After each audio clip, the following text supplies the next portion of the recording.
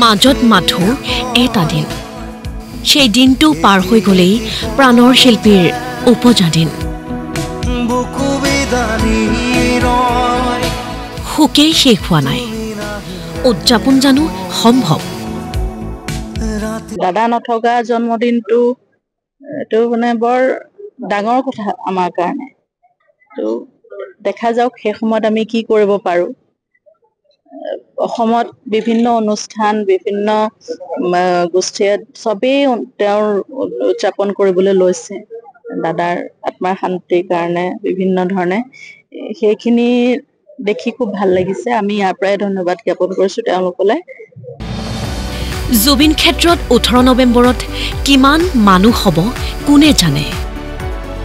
সেই কথা ভাবিয়েই দুদিন আগতেই জুবিন গাৰ্গৰ উপজা দিন উপলক্ষে সোণাপুৰত স্বাস্থ্য শিবিৰ আয়োজন কাৰ্ডিঅলজিকেল ছ'চাইটি অসমৰ সেই স্বাস্থ্য শিবিৰত উপস্থিত থাকি SRTৰ তদন্ত প্ৰক্ৰিয়াক লৈও আস্থা প্ৰকাশ জুবিন গাৰ্গৰ ভগ্নী ডক্টৰ পামী বৰঠাকুৰৰ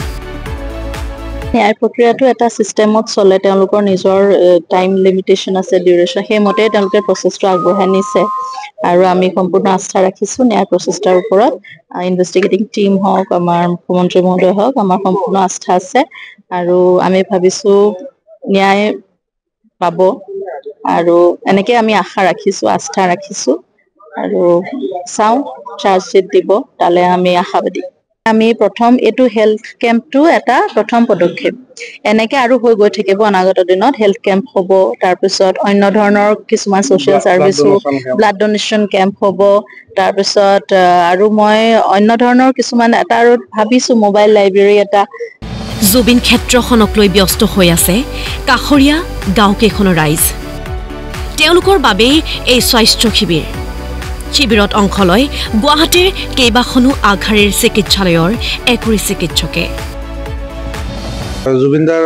বাৰ্থডে হিচাপত আমি 18 তাৰিখে কৰা কথা আছিল কিন্তু 18 তাৰিখ যেহেতু ভিৰ বেছি হ'ব জুবিন ক্ষেত্ৰত ইয়াতে সেইকাৰণে ইয়াৰে যিখিনি লোকেল মানুহ তাৰমানে সোণাপুৰ এৰিয়াত মোটামুটি 5খনমান গাঁও আছে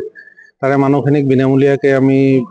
ঔষধ বিতৰণ GMCৰ পৰাও 10জনমান ডক্টৰ আহিছে এপ'লো হস্পিটেল ইমানখিনি কষ্ট কৰিছোঁ মেডিচিনখিনি গোটাই মেলি সুলভ মূল্যকৈ সমাজক বিনামূলীয়াকৈ দিবৰ কাৰণে ব্যৱস্থা কৰিছোঁ দেওবাৰে জুবিন ক্ষেত্ৰলৈ চাবলৈ আহিল বহু বিদ্যালয়ৰ ছাত্ৰ ছাত্ৰী মায়াবিনীৰে প্ৰাণৰ শিল্পীক শ্ৰদ্ধাঞ্জলি জনালে ছাত্ৰ ছাত্ৰীসকলে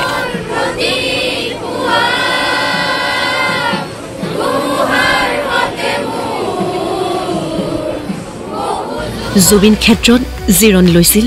জুবিন গাৰ্গে আৰু আজি সেই জিৰণিক শিল্পী নীলিম মহন্তই তুলিকাৰে আঁকি প্ৰদৰ্শন কৰিছে মানুহেও কৈছে জুবিন গাৰ্গৰ মৃত্যু হোৱা নাই জিৰণিহে লৈছে আমি ডিমুৰ পৰা পুৰাণবোৰ সত্ৰৰ পৰা আহিছোঁ মোৰ নাম মঞ্জুলা মহন্ত আমি জুবিনক ক্ষেত্ৰত চাবলৈ আহিছোঁ কিন্তু মনে নকয় আৰু ল'ৰাটো কেনেকৈ ঢুকাই গ'ল এটা অমূল্য সম্পদ আমি কেনেকৈ খোজকাঢ়ি আহিছোঁ নিজেই নাজানো আমাৰ গাঁৱত মাতিছিলোঁ পুৰাণবুৰকা সত্ৰত কিন্তু যাবই নাপালে 3 তাৰিখে মাতিছিলোঁ যাম বুলি কৈছে পইচাও দিছিলোঁ আমি 4 লাখ টকা 8 লাখত হেৰি হৈ আছে আৰু মানে হেৰি জুবিন গাৰ্গ এনেকুৱা হ'ল নাই আৰু কি নাই ক'ত ভাত ৰান্ধিম ক'ত পানী খাম ক'ত কি কৰিম সেই চবেই পাগল হৈ গ'লোঁ আৰু পুৱা গুৱাহাটীৰ পৰা জুবিন ক্ষেত্ৰলৈ ওলাল চাইকেল ৰেলী প্ৰাণৰ শিল্পীক আগতীয়াকৈ উপজা দিনৰ উলগ জনাই ফিট ইণ্ডিয়া আৰু স্পৰ্টছ অথৰিটি অফ ইণ্ডিয়াৰ উদ্যোগত এই চাইকেল ৰেলী জুবিন গাৰ্গে নিজেও সাইক্লিং আৰু ক্ৰীড়া ক্ষেত্ৰত গুৰুত্ব দিছিল ये अगर हम देखें उनकी लाइफ में जो फिटनेस और स्पोर्ट्स के लिए जो स्पिरिट था पूरा उनका हमेशा सपोर्ट रहता है एथलीट्स के लिए तो वो स्पिरिट हमें लानी पड़ेगी और वो स्पोर्टिंग कल्चर पूरा अपनाना पड़ेगा तो जुबिन गर्ग जी की को एक बार फिर से ट्रिब्यूट देना चाहूँगा और साइकिलिंग कम्युनिटी को भी थैंक देना चाहूँगा अरसल जी को जिन्होंने ये आज आयोजन किया और ये पूरी साइकिलिंग कम्युनिटी की तरफ से ये जुबिन गर्ग जी के लिए ट्रिब्यूट है অন্য দেওবাৰসমূহৰ দৰেই আজিও হাজাৰ হাজাৰ লোকৰ সমাগম জুবিন ক্ষেত্ৰত চাকি বন্তি ধূপ জ্বলাই জুবিন গাৰ্গক সোঁৱৰণ কৰিছে অদূৰত অবিৰত নাম কীৰ্তন কণমানিসকলৰ কণ্ঠত শুনিবলৈ পোৱা গ'ল প্ৰাৰ্থনাৰ গীত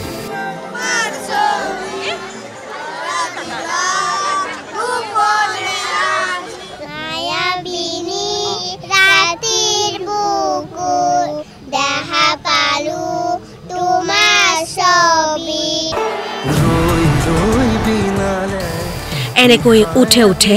কণ্ঠে কণ্ঠে জীয়াই থাকক প্ৰাণৰ শিল্পীগৰাকী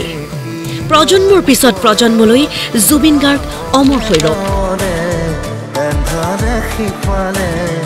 সোণাপুৰৰ পৰা কমল কৃষ্ণ ডেকাৰ সহযোগত ভিডিঅ' জাৰ্নেলিষ্ট মহেশ বসুমতাৰীৰ সৈতে ধীৰাজ হাজৰিকাৰ ৰিপৰ্ট প্ৰতিদিন টাইম